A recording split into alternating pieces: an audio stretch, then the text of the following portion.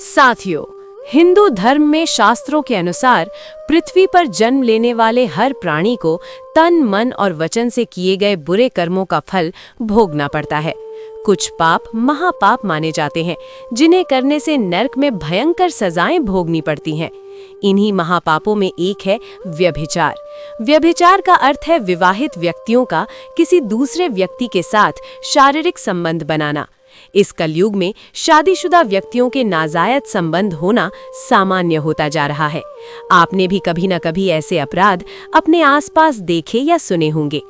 साथियों, आजकल नाजायज संबंध बनाने में केवल पुरुष ही नहीं बल्कि स्त्रियां भी आगे हो गई हैं। लेकिन स्त्रियां आखिर ऐसा करती क्यों है?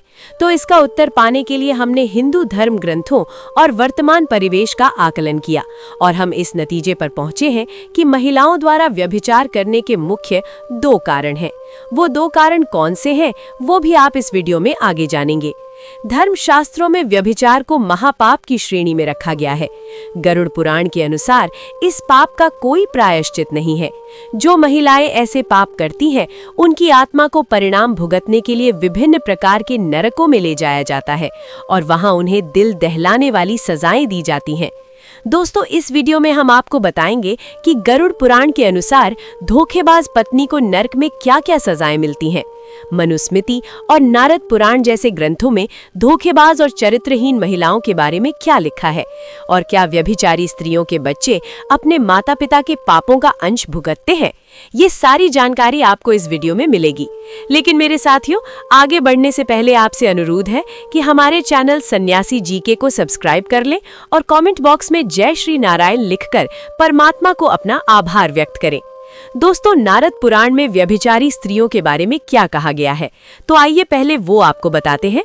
उसके बाद गरुड़ पुराण में इस विषय में क्या लिखा है, उसे भी विस्तार से जानेंगे।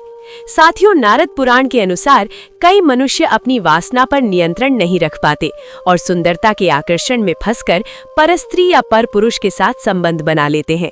केवल सामान्य मनुष्य ही नहीं बल्कि बुद्धिमान व्यक्ति, सिद्ध ऋषि मुनि और यहाँ तक कि देवता भी इस जाल में फंस जाते हैं। इसलिए इस महापाप को नियंत्रित करने के लिए भगवान ने कुछ नियम बनाए हैं और इसकी सजा भी तय की है।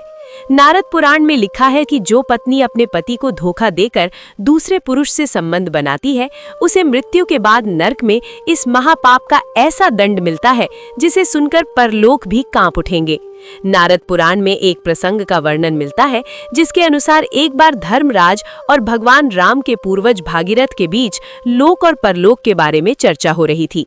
तब भगीरथ जी ने धर्मराज से पूछा, हे धर्मराज, अपने पति को धोखा देने वाली स्त्रियों को यमलोक में किस प्रकार दंड मिलता है? इस प्रश्न के उत्तर में धर्मराज ने बताया, हाँ भगीरथ जी, यमलोक में उन महिलाओं के लिए बहुत दर्दनाक सजाएं होती हैं जो खुद को वासना से रोक नहीं पाती और दूसरे पुरुषों की ओर आकर्षित होकर उनके साथ संबंध बनाती है।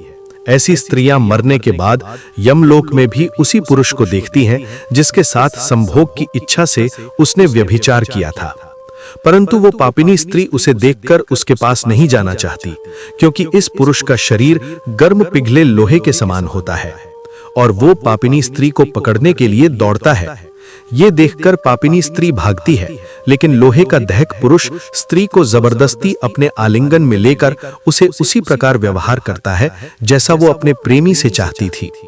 इससे उस स्त्री का पूरा शरीर जल जाता है और उसे भयंकर पीड़ा होती है। फिर उसे एक एक करके अलग अलग नरकों की स्त्री को युगों युगों तक उन नरक में अपने पापों की सजा भुगतनी पड़ती है। जो स्त्री अपने पति को धोखा देकर एक नहीं बल्कि कई अन्य पुरुषों के साथ संबंध बनाती है, उसके लिए यमलोक में कड़ी सजा का प्रावधान है और ऐसी व्यभिचारिणी स्त्रियों को प्राणघातक दंड देकर नरक में भेज दिया जाता है और वहां महिला को बहुत पीटा जाता है, लेकिन यमदूत उस पर थोड़ा सा भी रहम नहीं करते। फिर उसे जलते हुए लोहे के खंभों का आलिंगन करवाया जाता है, लेकिन सजा यहीं खत्म नहीं होती। इसके बाद इन स्त्रियों को नमक वाले पानी से नहलाया जाता है और चोट पर नमक पड़ने से वे बहुत छटपटाती हैं और अंत में यमदूतों द्वारा यही पानी उन्हें पिलाया भी जाता है। इसके बाद उन्हें अलग अलग पशु योनि में भी निम्न योनि प्राप्त होती है। मेरे साथियों, आइए अब बात करते हैं गरुड़ पुराण की। दोस्तों, गरुड़ पुराण पुरुषों और महिलाओं के बीच शारीरिक संबंधों के विषय में बहुत कुछ बताता है। इसमें कुंवारी या कम उम्र की लड़की के साथ संबंध बनाने के लिए अलग सजा का प्रावधान है और शादीशुदा महिलाओं के साथ अलग। दोस्तों, गरुड़ पुराण के अनुसार जो महिला अपने पति को छोड़कर किसी अन्य पुरुष के साथ संबंध बनाती है तो उसे यमलोक में आग से धधकती लोहे से बांध दिया जाता है। इस सजा की अवधि व्यक्ति के कर्म पर निर्भर करती है। साथ ही पाप की सजा पूरी होने पर उस स्त्री को 2 मुंह वाला सांप या फिर छिपकली के रूप में जन्म लेना पड़ता है। जो महिलाएं अपने पति को धोखा देने के अलावा पीठ पीछे उसको अपशब्द कहती हैं, गालियां देती हैं, तो यमदूत ऐसी महिलाओं को कढ़ाई में डालकर खौलते हुए गर्म तेल से तलते हैं। जो महिलाएं एक ही समय में कई पुरुषों के साथ संबंध रखती हैं और उन्हें बेवकूफ बनाकर पैसे लेती हैं, ऐसी स्त्रियों को नर्क में सांपों से भरे गड्ढे में डालकर मारा जाता है। जहरीले सांपों के काटने से उन्हें बहुत कष्ट होता है और जब नर्क की सजा खत्म हो जाती है तो उनका अगला जन्म सूअर की योनि में होता है। धर्म ग्रंथों के अनुसार संबंध बनाने के लिए न केवल महिला बल्कि उसके प्रेमी को भी पाप में बराबर का भागीदार माना जाता है और उन दोनों की आत्माओं को दहकते लोहे के खंभों से आलिंगन करवाया जाता है।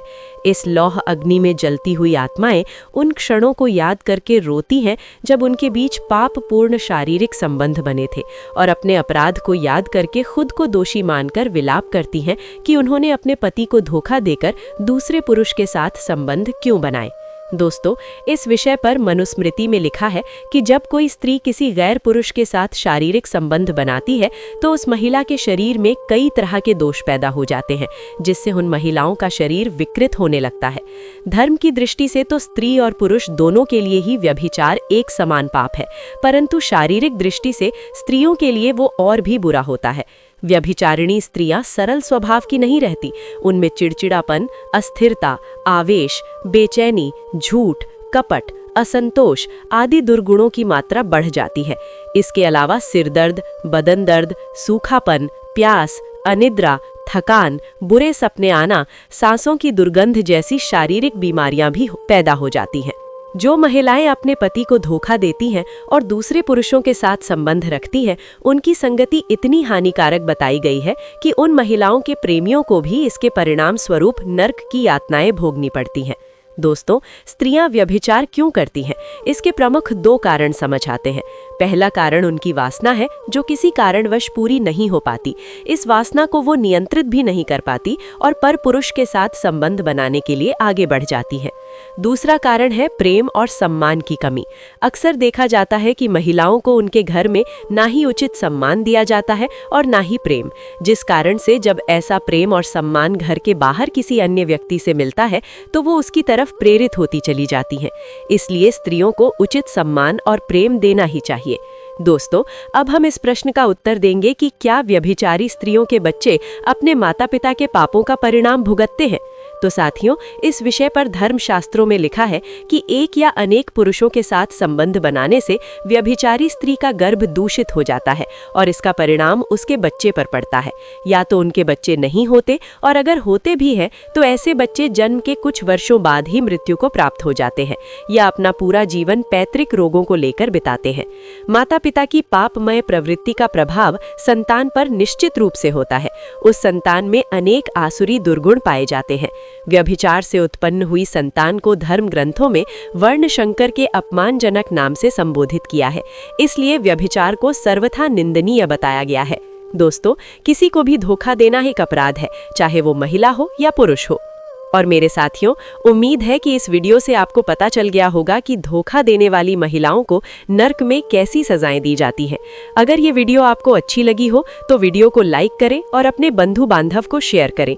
और ऐसे ही ज्ञानवर्धक वीडियोस को देखने के लिए हमारे चैनल सन्यासी जीके को सब्सक्राइब करें। हम फिर मिलते हैं आपसे ऐसे ही एक और ज्ञानवर्धक जानकारी को लेकर। तब तक के लिए जय भवानी दोस्तों, धन्यवाद।